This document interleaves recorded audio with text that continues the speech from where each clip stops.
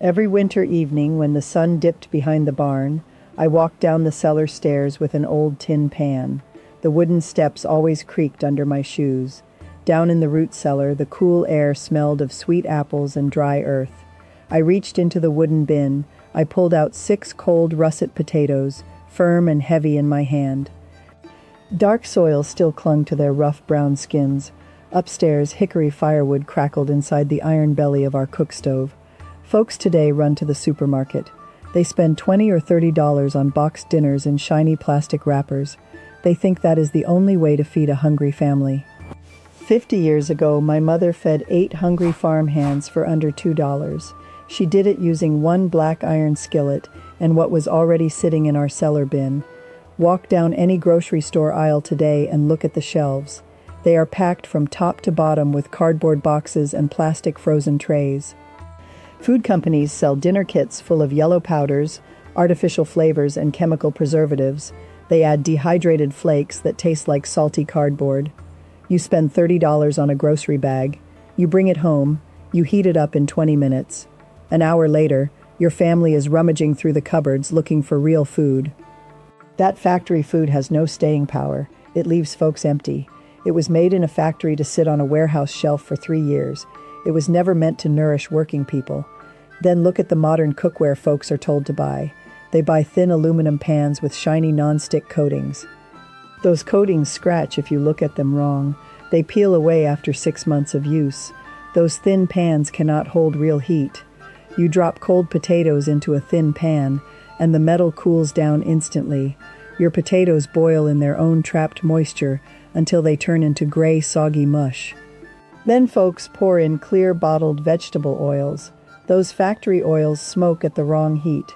They smell like fish when they get hot. They leave a sticky yellow film all over your stove. In our community, we never bought boxed dinners. We never used bottled factory oils. We took what came out of the ground.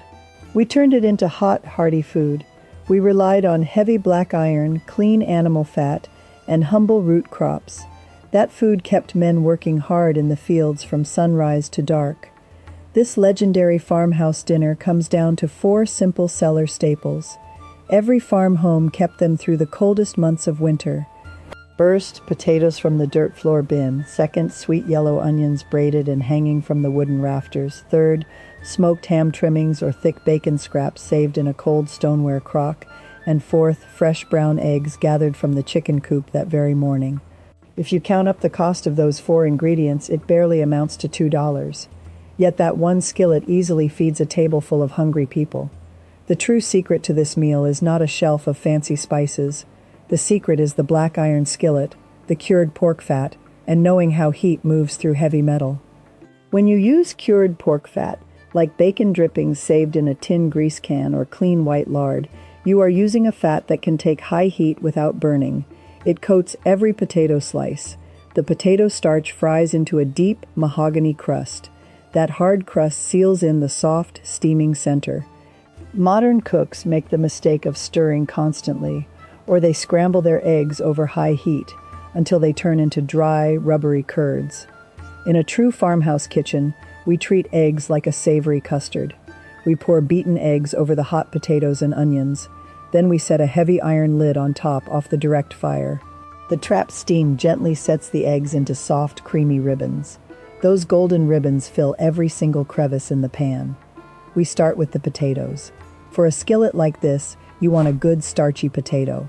Russet or Kennebec potatoes work best. Red potatoes have too much moisture. Red potatoes turn waxy in a hot skillet. A good russet gives you a crisp outer shell and a tender, steaming inside. Bring your potatoes up from the cold cellar. Scrub the cellar dirt off in a basin of cool well water. You can peel them clean with a small paring knife if you like a smoother dish. My mother often left the thin skins on after a good scrub. Those scrubbed skins carry an earthy flavor and a pleasant chew that farmhands always loved. Slice your potatoes into uniform rounds about 1/4 of an inch thick. You can also dice them into neat 1/2-inch cubes. The shape is up to your preference, but the size must be completely uniform. If some slices are thick and others are paper thin, your thin pieces will burn before your thick pieces are tender. Once your potatoes are sliced, Take a clean flour sack towel. Pat them completely dry. This is a step most modern cooks skip. It makes all the difference in the world. If you drop wet potatoes into hot fat, the water immediately turns to steam. That steam drops the temperature of your pan. It causes the potatoes to stick. Bone-dry potatoes blister the second they touch hot fat. They build a beautiful, crunchy crust. Now take your 12-inch or 14-inch black cast iron skillet. It should have that smooth, glass-like dark seasoning built up from decades of honest cooking. Set the skillet on the front eye of your wood stove where the heat is steady.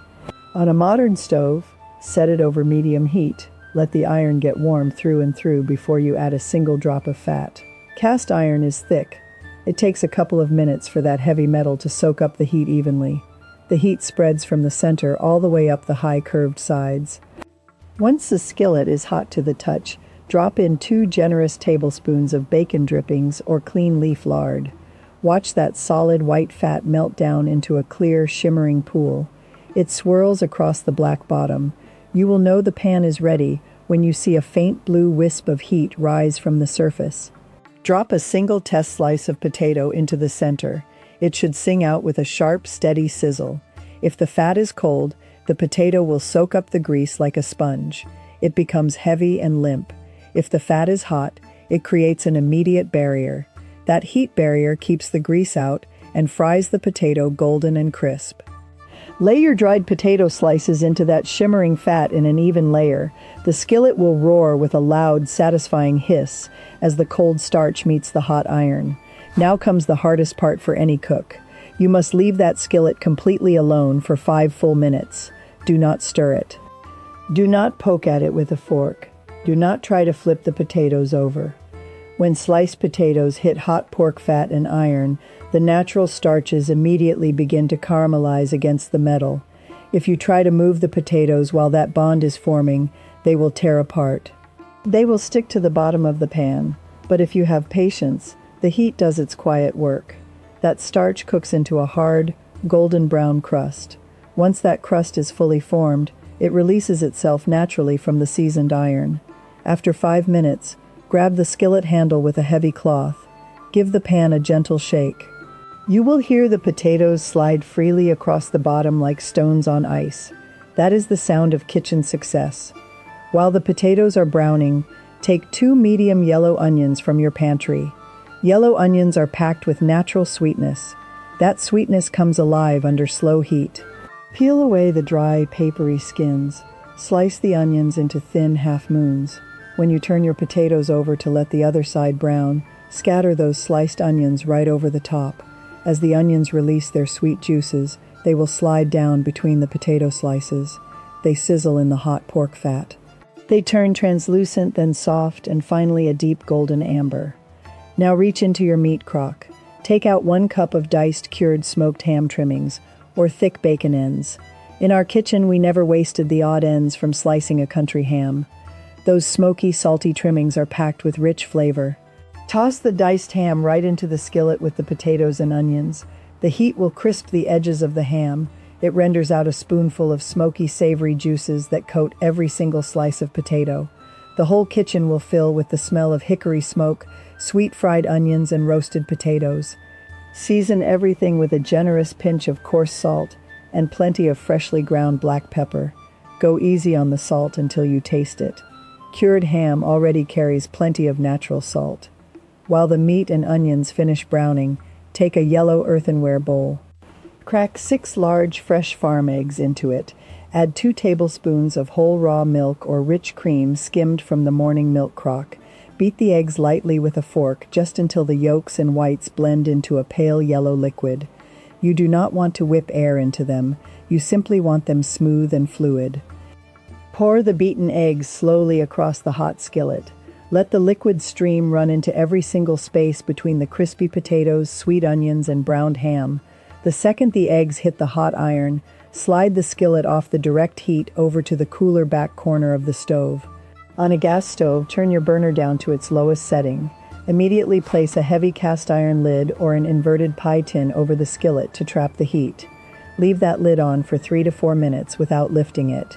The trapped residual heat from the thick cast iron bottom and sides will gently steam those eggs. Instead of turning dry and brown, the eggs puff up into a soft, velvety custard. That custard binds the whole skillet together into one massive, hearty meal. When you lift the lid, the steam billows out smelling of rich cream, cured ham, and sweet onions. The eggs will be tender and glistening in the pan. I remember a hot July threshing day back when I was just a young woman. 20 men and older boys had been out in our wheat fields since sunrise. They were pitching heavy golden sheaves onto the wagons under a blazing Pennsylvania sun. When the sun finally began to sink behind the tree line, they came walking up the lane toward our kitchen. Their boots were heavy with dust. Their work shirts were soaked with sweat. Their bellies were empty. You could hear them laughing and talking all the way from the front gate. My mother and I had 2 giant 16-inch cast iron skillets covering the top of the wood stove. We had filled them to the brim with pounds of cellar potatoes, 4 large yellow onions, thick chunks of cured smoked ham, and 2 dozen fresh eggs. The men washed the field dust from their faces and arms at the zinc basin on the back porch. Then they sat down along our long wooden trestle table. When those steaming skillets hit the table, the room went completely quiet except for the sound of forks hitting tin plates. Within 15 minutes, those massive skillets were completely empty. The men took thick crusts of fresh sourdough bread. They wiped the black iron bottoms bone dry until they shone clean in the lamplight. That single meal gave 20 working men the strength to finish the harvest. Now let me share a few extra secrets that my mother taught me over the years about this skillet meal. The first secret is what I call the leftover potato shortcut. If you happen to have cold boiled or baked potatoes left over from dinner the night before, keep them in your icebox or cold pantry. Chilled cooked potatoes undergo a change in their starches. When you slice cold cooked potatoes and drop them into hot bacon drippings, they fry up twice as fast as raw potatoes. They develop a crust that is extra shatteringly crisp while staying light as a cloud inside. The second secret is how to handle any leftovers. If you are cooking for just 2 people and have half a skillet left over, do not throw it away. Never reheat it in a modern microwave that turns potatoes into rubber. Scoop the leftover hash into a clean stoneware bowl. Cover it with a cloth in a cool place. The next morning for breakfast, heat a teaspoon of bacon drippings in your skillet until hot. Spoon the cold hash into the pan. Press it down firmly against the hot iron with a flat metal spatula. Let it fry undisturbed for 3 minutes. You will get a brand new, sizzling, crunchy bottom crust that tastes even better the second day. The third secret is what to serve on the side. A rich, savory meal of potatoes, pork fat, and eggs needs a bright, tangy companion on the plate to balance the richness. In our farmhouse, we always set out a jar of home-canned pickled red beets with hard-cooked eggs, or we set out a dish of crisp cabbage chow-chow relish packed with sweet peppers, onions, and mustard seed in cider vinegar. The sharp tang of the vinegar cuts clean through the rich fat of the pork. It refreshes your palate with every single forkful. In early spring, we would walk out to the pastures. We gathered tender young dandelion greens. We tossed them in a warm bacon vinegar dressing to serve right alongside the steaming skillet. My mother had a rule that she repeated to every one of her daughters as soon as we were tall enough to reach the cook stove. She would say, "Empty the root cellar before you open your pocketbook." And she would tell us, "A well-seasoned iron skillet and 4 humble cellar staples will never leave your family wanting." True kitchen wisdom has nothing to do with spending a fortune on expensive cuts of meat or fancy packaged goods. It is about knowing how to take humble root vegetables from the earth, clean pork fat from the smokehouse, and fresh eggs from the barn. You turn them into real nourishment that fills the stomach and gladdens the heart. Tonight, I want you to go into your own kitchen and pull out that heavy black skillet sitting in the back of your cupboard. Look in your pantry bin for a few potatoes. Peel a yellow onion. Find a slice of bacon or ham. Make this honest farmhouse dinner for yourself and the ones you love. You do not need $20. You do not need a cart full of factory boxes. You just need a hot pan, a little patience, and the time-tested ways of our mothers. May your kitchen always be warm with the smell of good food. May your skillet stay well seasoned, And may the peace and blessing of the Lord rest upon your home and your table every single day.